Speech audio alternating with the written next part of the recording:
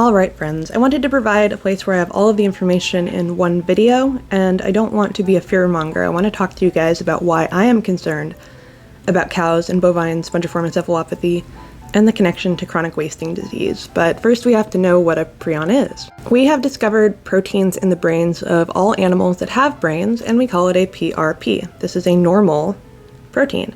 However, a disease-causing protein is where there's a form of it that is misfolded and it acts in a contagious manner. It acts like a self-replicating piece of information.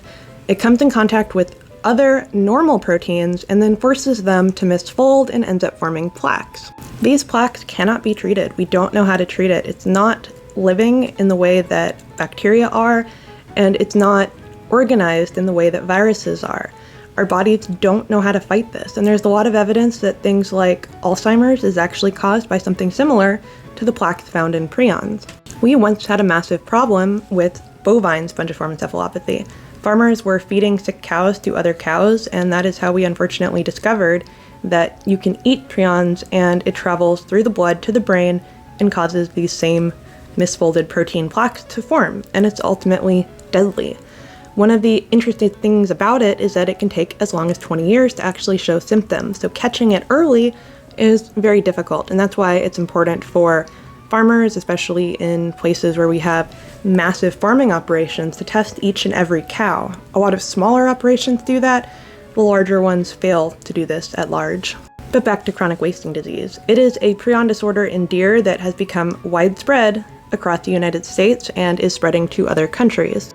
We believe that this prion disorder is not being spread in the same way that previous ones have. It appears to be in the blood, in the feces, and in the saliva of deer. And when they munch on grass and another one comes by and munches on that same grass, it spreads. So this is terrifying. However, we haven't yet found evidence that it's easily transmissible to people. The way that we've found the susceptibility to things like us is transferring it to things like squirrel monkeys, which is another hominid.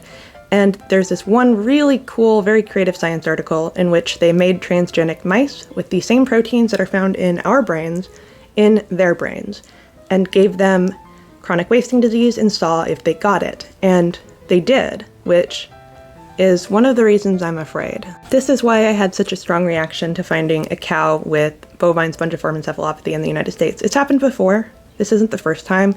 But what I don't know is making me afraid, not what I do know. You don't have to be afraid too with me. I actually like hunting. I would take a few deer a year, put them in the deep freeze, and eat them slowly, but I have stopped. I am not a vegetarian, but I'm very close to becoming one. So for those who are very afraid about continuing to eat bovine products, you probably don't need to worry about it. I am, however, worried, and that might be irrational, but I'm going to continue to watch this situation. I'm going to watch what research is coming out from it, and I'll let you know if there is a very, very serious issue that is documented. Have a great day.